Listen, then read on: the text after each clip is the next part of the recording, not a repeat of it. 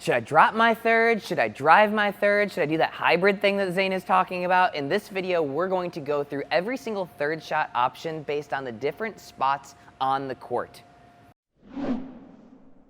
Strap in because this is probably gonna be the most in-depth third shot video on Pickleball YouTube. In order to think about third shots, I've divided the court into 3 different depths. We have here, very short. This is from about halfway upwards towards the net. From here, we have sort of the comfortable range. It goes from a little bit short to a little bit back behind the baseline.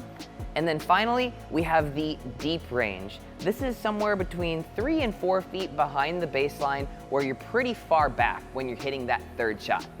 So now that we've divided the court into 3 different depths, we're gonna divide the court into 3 different heights. So in my mind, there are low balls, medium balls, and high balls. Low balls I would define as something below the level of my knee.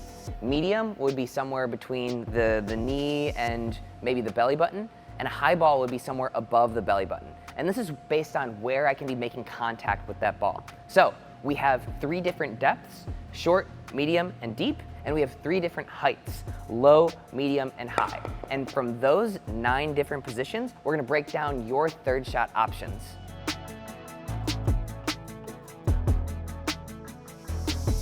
First, we're gonna start with a short and low ball. Here, my options are generally going to be drop or use that hybrid shot. And if you don't know what I'm talking about, I'll link to the video in the description. It's somewhere between a drop and a drive. So, if the ball is very short and it's low, I really can't drive the ball because it's gonna be tough to get up and over the net as well as down and past my opponent. So if it's really short and low, no drives. If I can catch my opponent in the transition zone, I might use that hybrid shot if they're still coming up. But if they've established themselves all the way up at the net, it's probably not a good idea for me to try something too offensive. Plus, I'm so close to the kitchen where it's probably a pretty easy drop. Where's Ryan at? Oh!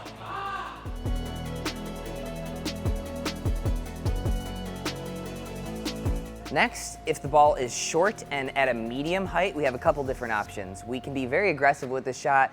There's no reason not to be aggressive with this shot. We can either use, again, that hybrid shot or a full-on drive. I think it's kind of dealer's choice as to whether you're gonna hit that hybrid or whether you're gonna hit that drive. If you're somebody who really likes to drive the ball, I'd say go for it. If you're somebody who prefers that hybrid and maybe wants to get in and play a little bit more kitchen play but still wants to be aggressive, the hybrid might be for you. But I would say this is a spot where you can make your choice. When the ball is short and at a medium height, I don't really like dropping because it just neutralizes the point. Yes, you get up to the kitchen, but you've earned yourself an advantage, and I want you to take advantage of that. I talk a lot about driving and hybrids in this video, and the best way is to hit reps and reps and reps. I've got my lobster ball machine. Nothing beats hitting with a live hitting partner, but not too many people want to hit as many ground strokes as I want to hit, but my lobster doesn't ask any questions. I fill it up, 100 balls at a time, boom, I'm hitting my drives.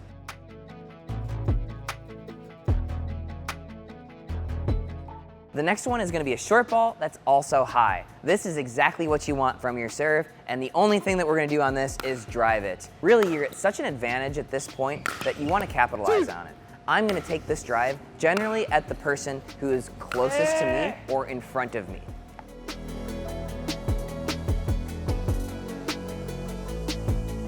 Next, we're gonna talk about this middle depth. It goes anywhere from a few feet inside the court to a few feet behind the baseline.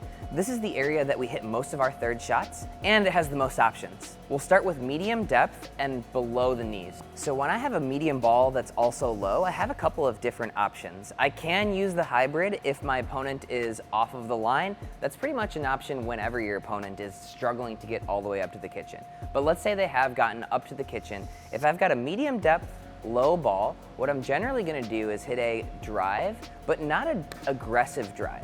I'm gonna hit a drive that gives myself plenty of margin for error and then look to come drop that 5th ball.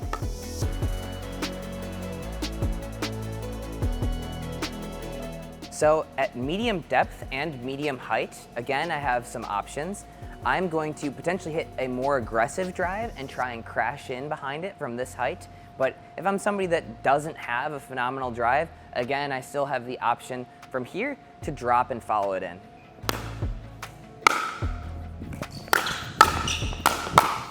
See.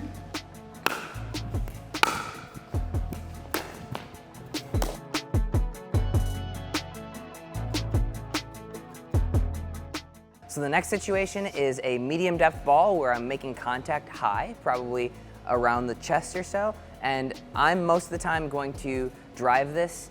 If my opponents are established up at the net, I'm gonna drive it at the person in front of me.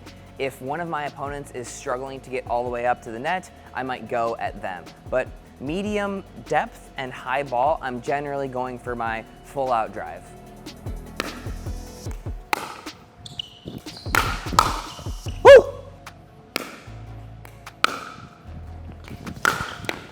Oh, bag.